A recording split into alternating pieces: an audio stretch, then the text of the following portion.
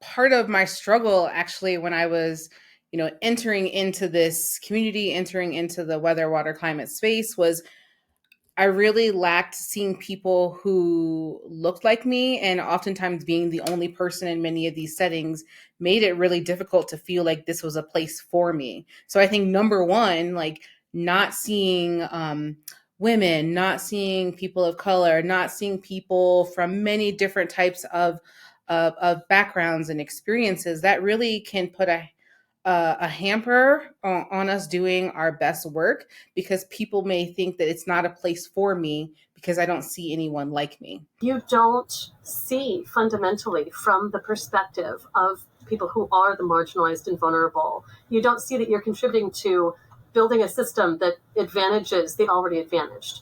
And so it is really critical to bring in more voices just to help us as scientists do better science that asks a set of questions, solves the problems that are the most pressing problems for everyone and not just for one set of people. Can you imagine how powerful it would be if we spend all those brain cells thinking about science, thinking about solutions, thinking about society, listening to all voices and work together without worried whether we belong, whether we're accepted, without worried whether, we walk in a room with our skirts and long hair and the first thing comes into somebody's mind is a comment about fashion and not necessarily listen to us.